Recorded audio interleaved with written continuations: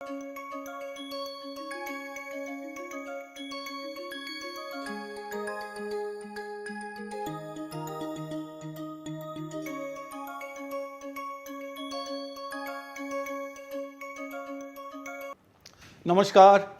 I'm Devdeep Purkayastha from the Indian Institute of Technology, Bombay.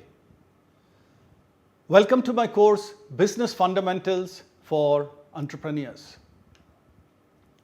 This is Module 12 on marketing communication.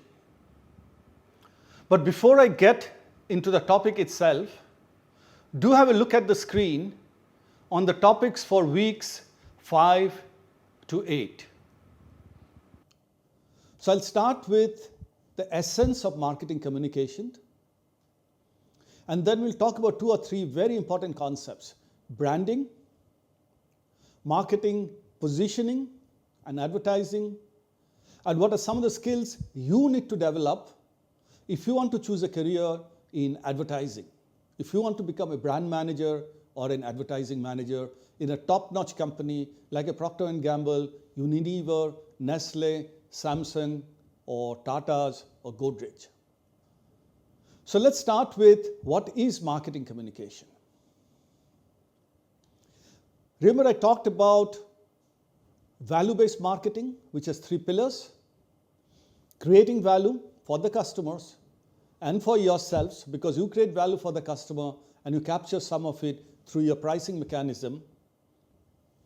You have been able to create a long-term sustainable, profitable, growing business.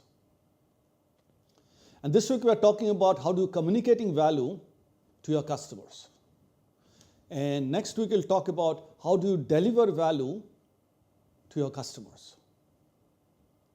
And diving deeper into the 3 pillars, last module I talked about how to create value, which is the value proposition for your customers and the price that you charge the customer. What's the mechanism of pricing so that you remain profitable and growing?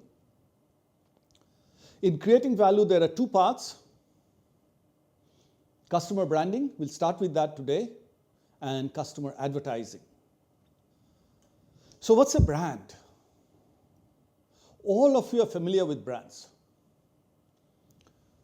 The biscuit that you're eating will probably be a brand from a Britannia or ITC or Nestle. It will be called Parle-G or Oreo or any of those other biscuit brands.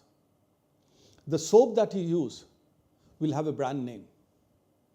The detergent that you use, the shampoo that you use, the car that you ride, the scooter that you ride, the t-shirt that you wear,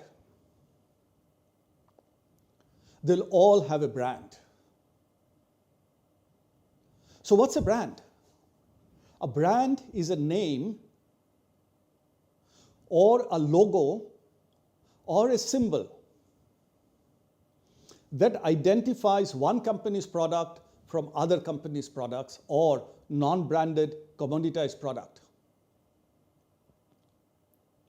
So if you wear a pantaloon brand versus a shirt or a pant which is just made by a small cottage industry, you will know that that's a pantaloon brand or Adidas brand or a Nike brand or a Levi's brand, and then the other product doesn't have a brand. Or if you buy atta, flour, you can buy a branded atta or flour, and that will have a name and a logo and a symbol, versus an unbranded where you'll get it into a loose packet. So why is a brand important? Because a brand builds trust. And you'll see that companies go to a lot of effort to build the trust, which is then communicated with the brand, the logo or the symbol. We'll see some examples later. And the brand value is the premium that a company can charge because of the brand versus an unbranded or any other brands. So branded atta or flour will typically be a bit more expensive than an unbranded atta or flour which comes in a loose packet. So that's the brand value, and you'll see some examples soon. And therefore, brands are very, very important because for the consumer, it means there's a trust. When you see a branded product, you can trust that product. And for the company, it gets them extra profits and sales. And it differentiates them in the market. So let's look at some examples of great brands which you will be familiar with. So this is a ranking and an analysis done by a global company. You can see the name below. It's called Brand Finance Global. And the list is for last year, 2022.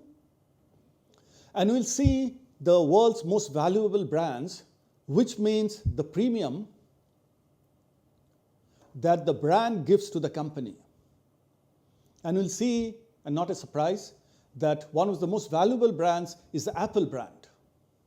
And we'll see a number there, which means that the Apple brand, because the phones are branded Apple or iPhone or iPad or MacBook, are branded with that Apple sign, the Apple company can get $355 billion US, which is about maybe 240,000 crores extra valuation because of the brand.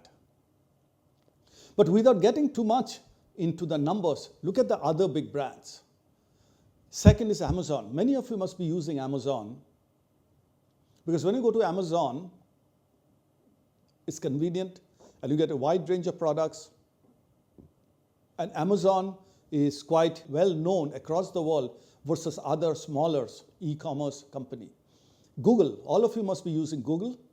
Microsoft, anybody who's using a PC or a laptop will be using MS Office or MS Outlook. Walmart, which is a large supermarket in many parts of the world, especially in the United States. It's a US company. And then Samsung, many of you will have a Samsung phone. Most of you will be using Facebook. ICBC is a Chinese company, as is Huawei, and Verizon is like Jio or a Vodafone or Airtel. It's a telecom company in US. And these are the brand values. But there are also brands in different categories or industries. So let's look at some of them. If you look at India, for example, the most valuable brands, of course, are, not a surprise, Tata's, Infosys. And why is Tata the most valuable brand? Because if there's a Tata product, instinctively, most Indians will trust the brand and say, oh, it's a Tata product, must be good. Infosys, if you say Infosys software, most companies will say, oh, it's Infosys solution, must be good. LIC for life insurance. Reliance, whole bunch of products from Reliance, including Jio. Airtel. And then if you go down the list, SBI. Many of you will be banking with State Bank or HDFC Bank. Wipro is a B2B brand. Companies who buy Wipro solution trust Wipro. Mahindra is a SUV brand, passenger vehicle brand, and tractors brand. So farmers trust Mahindra tractors. And that's why they can command a premium. And then you've got HCL.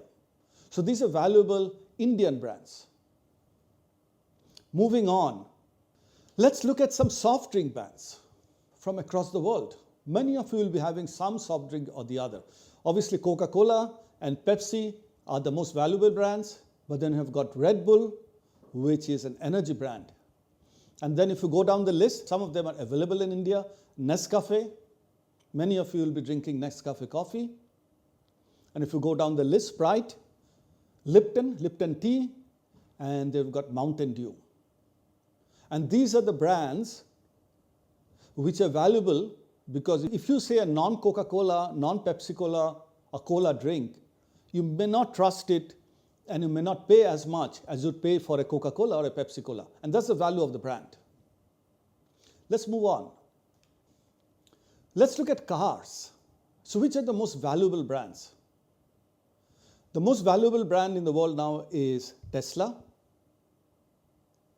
And Tesla is electric vehicles. And it's a new category, but it's leading the world in electric vehicles. And then you look at Mercedes, because a Mercedes brand is supposed to be highest quality. And then we've got Toyota, and we've got BMW.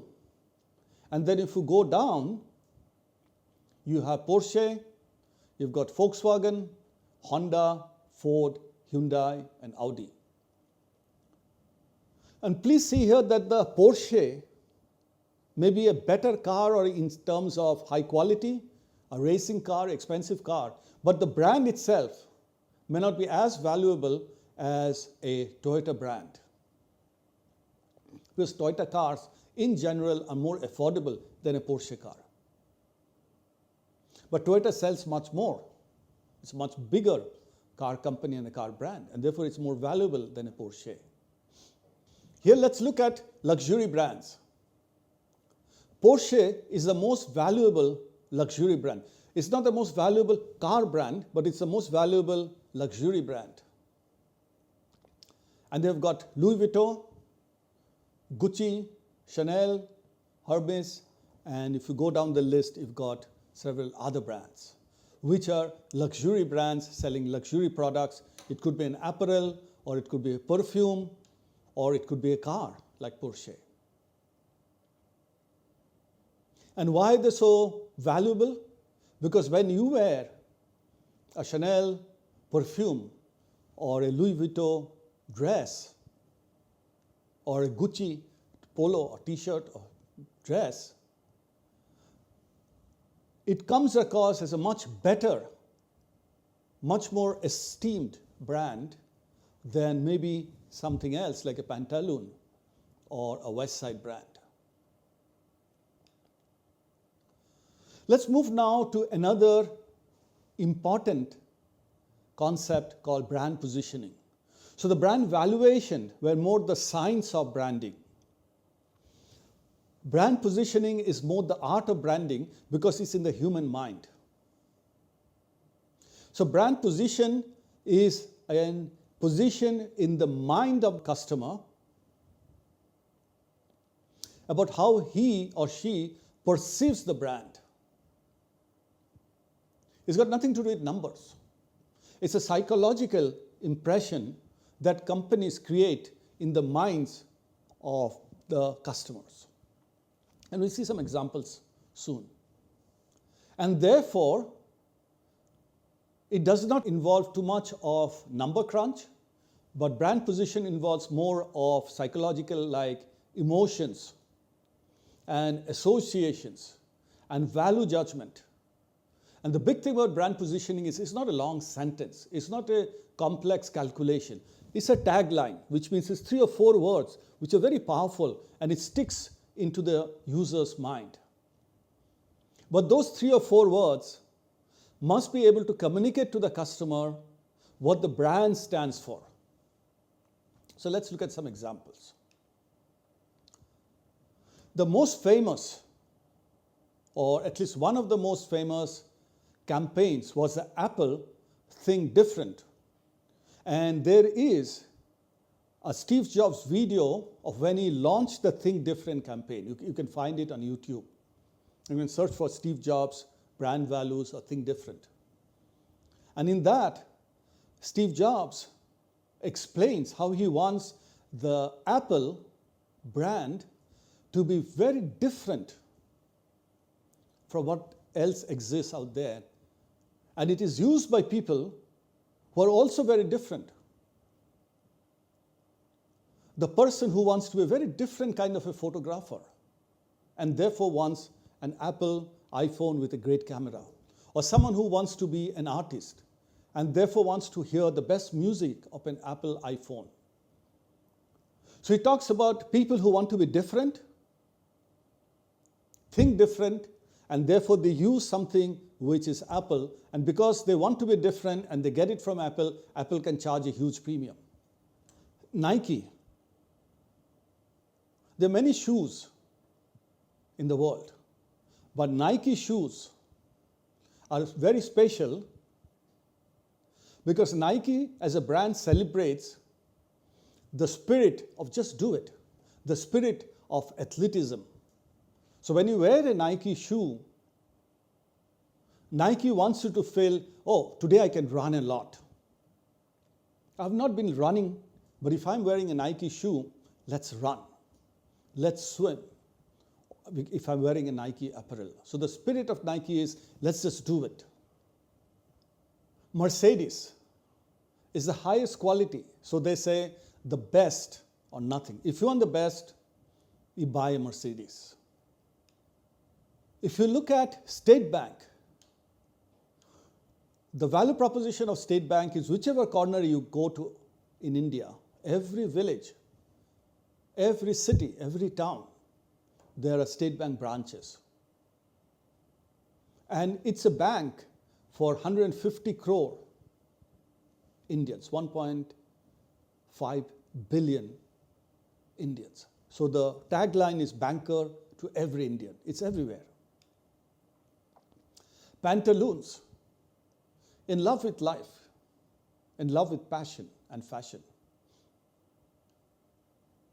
But of course it appeals to an affordable segment, people who don't want a luxury segment, but still want fashion and want to enjoy life.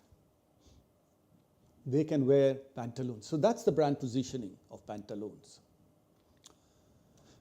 Many of you would have seen Mahindra cars or SUVs. And many of you would have seen on the roads a Mahindra Thar. Some of you may be owning it. A Thar is like an SUV, an off-roader, which can go to the mountains and the jungles and cross the rivers and so on. So the positioning for Mahindra Thar, that SUV there, is explore the impossible. You can go anywhere to explore anything. So again, 2 or 3 words conveying the position that Mahindra Thar wants the consumer's mind to capture. So it's all about the mind. Levi's, it's all about quality. Now, it's not enough for brands just to have a fancy tagline. Everything that the brand does has to support that positioning and the tagline. So let's look at how Levi's supports its tagline of quality never goes out of style. Remember, Levi's is a very, very old brand. It's one of the oldest brands, and it basically sells branded jeans. So how does it convey the position and how does it support the position of quality never going out of style? So let's look at how the brand or the company supports the positioning. First of all, you see the tagline, Levi's. The brand is there everywhere. It's on the back pocket, typically, and for a t-shirt or a shirt or a jacket, it's probably on the pocket. And if you enter the store, the brand is right up there. And then, if you look at the tag, the Levi's tag, you will see quality clothing, original, riveted, because when Levi's first created those jeans, it actually put metal rivets in the stress points, which means the pockets, so that the pockets will never tear, because earlier pockets used to tear up. And because they put the rivets, the pockets are much more durable. And if you look at the picture of 2 horses trying to pull apart a Levi's, there are stories about how horses cannot tear up a Levi's jeans because the fabric is so strong, the yarn is so strong, the rivets are so strong, and so on. And then you'll see the same thing in any of the Levi's advertisement, and you see on the screen, on the bottom right, you can see the Facebook advertisement. But let's look at an Indian example, DMart. And DMart talks about daily discounts, daily savings, which means if you go to a DMart store, whenever you walk in daily, you get a discount, which means you save money, you can buy more, and you can live a better life because you're saving money on every purchase. How does DMart support that position? So if you walk into the store, you'll find the discounts are displayed right up front. Buy one, get one. Buy one, get one. Or you get 12% discount or 10% discount. So it's there right up front. So the pricing that you are getting daily savings is in every aisle, every corner of the store when you walk in. That's how brands create a whole experience to support the brand positioning. And if you have a great brand position, you can command a premium pricing and you can grow maybe a bit faster than others and make much more money, and therefore your brand valuation goes up. And I give you some examples of great brands with great value. So with that now, let's pause, and I'd urge you to reflect on what's written on the screen. Remember, in this course, in every module, we'll have the reflection breaks of 3 minutes, where I encourage you to write down in your course journal whatever you remember from what I've said, and then think about what I'm asking you to think about on the screen, and write it down. And at the end of the course, you can look back on your course journal and refresh your mind about everything that you have learned in the course. So for the next 3 minutes, think of a brand that you use. It could be a food brand, it could be a quick service restaurant, a chain restaurant. It could be a t-shirt, it could be a shoe, it could be your institute, an IIT or NIT or whichever college you are in. These are all brands. And of that brand that you use, think about what is the logo. Even if you're in a college or a school, your school or college will have a logo, because that explains to the outside world which school or college it is, or the logo on your shirt or the shoe, or the logo on the restaurant. And see if there's a tagline. Look for the tagline of the brand. And then think about how is that brand positioned in your own mind. So when you think of that brand, that biscuit, that coffee, that restaurant, that airline, Indigo or Air India, or that corporate brand, Tata's or Godrej or Birla's or Mahindra's, or that car, Maruti or Hyundai, what comes to your mind? Emotionally, what do you think about it? And then think about how the brand supports its positioning. So if Tata's is all about trust, I trust the Tata brand. Think about how all the Tata companies and the Tata products support the position of Tata Trust, the trust that Indians have on the Tata brand. So reflect.